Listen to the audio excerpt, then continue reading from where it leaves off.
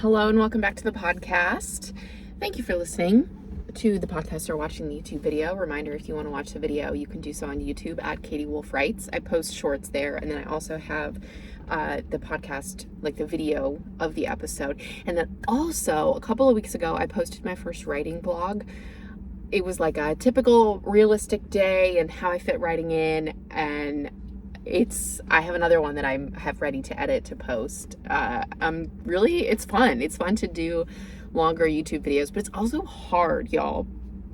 Like, I see some writing vlogs or like day in the life of a writer where it's like 20 minutes, the video is 20 minutes long. And I didn't realize how much you actually have to record in order to get a 20-minute video. Like, I feel like that vlog that I posted, I feel like I recorded so much in my day and was just like, oh my God, this is all so boring. How am I going to make this cohesive? And then I edited it down, and it was like 6 minutes long. It's not very long at all. And I'm like, oh wow, I need to record a lot more actually. It's such a transition. It's going from short form content, which is what I post on TikTok and Instagram, to long form content. It's challenging, but fun. I'm having a lot of fun doing it, but I need to get faster at editing. Editing takes me a long time, but that's okay. So yeah, you can follow at Katie Wolf Writes on YouTube if you would like. Okay. This week's episode is, I'm always thinking about burnout because as someone who works full time, I'm self-employed, work full time, and have to wear a lot of different hats in my business, and also someone who's a mom and a writer. Like, I just feel like I'm juggling a lot of things, and I'm always very aware of this. And it's also something that my clients deal with a lot. This is just something that, it's just one of those things that comes up. So I want to talk in this episode about how to prevent this, how to avoid burnout, because it is something that we can avoid. It's not like a requirement. But if it does happen, if you get burned out, it's okay. It happens to the best of us. So, but I have 5 tips for you, 5 things we're going to talk about in this episode about how to hopefully avoid it, so you don't have to deal with this. I'll share this too before we get into the tips. Maybe 2 months ago now, I got a copy of The Artist's Way by Julia Cameron, which, if you're not familiar with it, it's a book that's like 30 years old, and it's about creative recovery. So it's a week by week thing where there are journaling prompts and assignments. You take yourself on something called an artist date. You do morning pages, which is where you just journal in the morning and do 3 pages of like brain dumping, essentially. So there's all these steps, but it's designed for creative recovery. So if you're feeling burned out, if you're feeling uninspired, if there are things that you want to create but you're not, it's a program that's just designed to help all of those things, right? So I was thinking, okay, great. I did morning pages a couple years ago, but I never took myself through the full Artist's Way. And I posted about it, and I was like, oh, this is so exciting, week 1 of the Artist's Way. And y'all, I stopped after a week and a half. It became too much. I think it was the timing, but also I think I was just too burned out to even do the Artist's Way. Like, I just couldn't muster up the energy to devote to it. So I stopped. So if you happen to see a video or 2 of me talking about the Artist's Way and then nothing, it's because I stopped. I really would like to get back into it because I do truly think that morning pages are an amazing tool for my own anxiety. And I want to get through the rest of it, but I don't know. I'm gonna stew a bit about that, when might be a good time to start it, and how to like get myself accountable, which posting is a way to hold myself accountable. If I say I'm going to do something online, 99% of the time I do it, but that's not always true because I didn't follow through with the Artist's Way, even though I did share about it online. Anyways, that's also a good book to read for creative recovery and burnout. It was written in the 90s, I believe. I'm not sure exactly what year. So there's certain little examples or parts that feel dated, but most of it doesn't. Like I got through week 2. I will say I didn't get all the way through reading, but I found all the information and the journaling prompts and things like helpful and applicable to writing and also to creating content, honestly. Okay, let's get into the tips. Number 1, set boundaries and clock in and out of your writing time. So we're talking about, in some of the examples and tips, I'm going to talk about writing specifically, but it can also apply to anything creative that you're doing. I view creating content, like posting on social media, as a creative exercise, a creative outlet. And so a lot of the things that I'm talking about can also apply to content, and it can apply to anything else creative that you're doing, not just writing a novel. Just want to be clear about that. But for this first tip, I think it's helpful to almost approach writing as if it's your full-time job. It is not my full-time job. I'm assuming if you're listening to this podcast, it's not your full-time job either. Maybe you would like it to be at some point. But if you were a full-time author, full-time writer, there would definitely be boundaries and limits on your work time. And I have heard a lot of full-time authors talk about their process because I find it really interesting and also inspirational. Like, ooh, maybe one day that could be me. But they don't sit down and write from 9 a.m. to 5 p.m. That's not their day. That's not their process. They have very clear limits around it. They might only write for an hour a day, and then the rest of their day is doing other stuff. Emails, administrative work, brainstorming, editing, doing social media. There are all kinds of other things, responsibilities that authors who are full-time authors have to do outside of the actual writing part. But the point I want to make, why I'm bringing that up, is having boundaries around something and having the ability to like clock in and out makes it a part of your day and a part of your life, but not something that takes over to the point where it's like all you do and all you think about. For a lot of us, I find that it's not all we do, but it takes up a disproportionate amount of brain space for us. Writing does, because when we're not writing, we're thinking about writing, we're feeling guilty about it, we're thinking about our story, we're procrastinating, we should be writing, but we're not. Like, it just takes up so much brain space. And so if we can clock into our job as writers and then clock out of it, having those boundaries will help us have more balance, I think, when it comes to writing and everything else that we have going on in our life. So even the last couple of weeks, I've been working on edits to my book, and I have viewed this as a component of my day where I did set aside, I had a day or two where I took the afternoon off, which I know is not always something that you can do if you work a 9 to 5. So I know it's not necessarily a relatable tip, but it didn't work out that well anyways. I will just be honest on those days. So what I've done, like today, for example, it's 11:35 right now. I did about an hour of client editing work this morning. I did some administrative stuff. I'm recording this podcast. But then before, I also took about 25 minutes to read through and make notes and make minor changes on edits that I've done. I'm done with my edits, basically. I just have to read over everything and make sure everything is where I want it to be. So, yeah, I did like 25 or 30 minutes of that this morning, and I just built it into my day. Now, if you have a 9 to 5, this might mean you do that before you start your 9 to 5, before you start your job. You can do this anytime, but there are limits around it. So I'm not going to work on my book for the remainder of the day, other than this afternoon, I might draft an email to my agent, because when I send her the manuscript back, I want to include a couple of notes and one question for her about a change I'm thinking about making to a character. So I need to draft that email. So I might do that later, but otherwise, like, that's it. I'm not doing anything else related to my book or writing today. So just setting boundaries around it is healthy. Number 2, this is related. When you are not writing, creating, fully unplug and do not feel guilty about taking rest or doing other things that are not your creative work. This is the part I truly think that leads to burnout, because most writers are not absolutely physically killing themselves to get their books out. There are some writers who will write for 10 hours a day, or like stay up until 2:00 in the morning and doing like 5-hour writing sessions because they're just so into the story and they can't tear themselves away.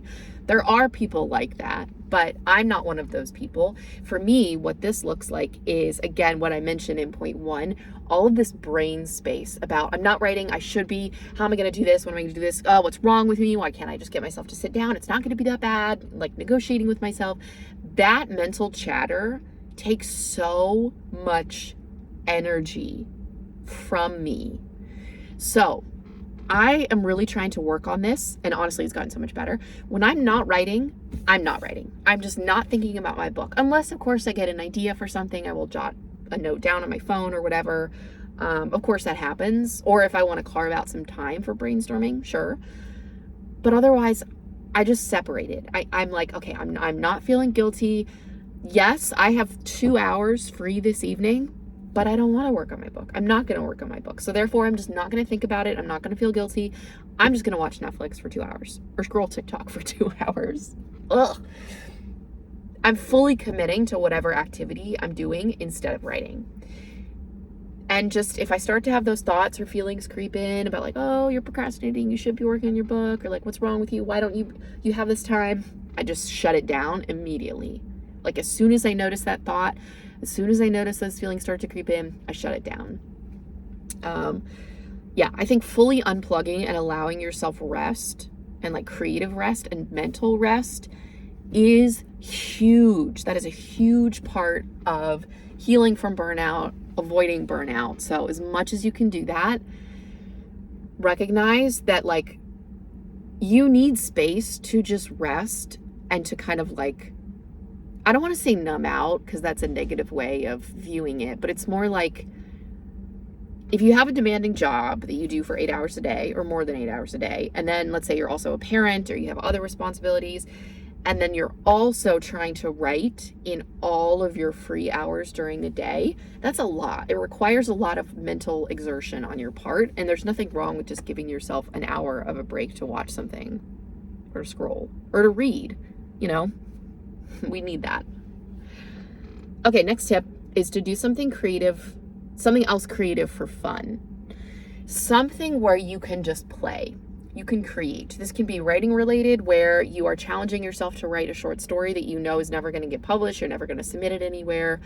To write a scene of something just like completely new that will never make it into your book. This can be maybe if you're an adult author trying to write a children's book, just because you want to experiment and play. You don't have plans to publish it because it's not your niche, but you just do it for fun. Or it can be something completely unrelated to writing. Anything else creative. I've talked about coloring before. It's a silly, well, not silly. It's a small example, I guess. But I have those adult coloring books. I got some new markers recently, and like just coloring is something that like soothes my brain. I don't know how else to describe it. It's like maybe a bit of a nervous system reset.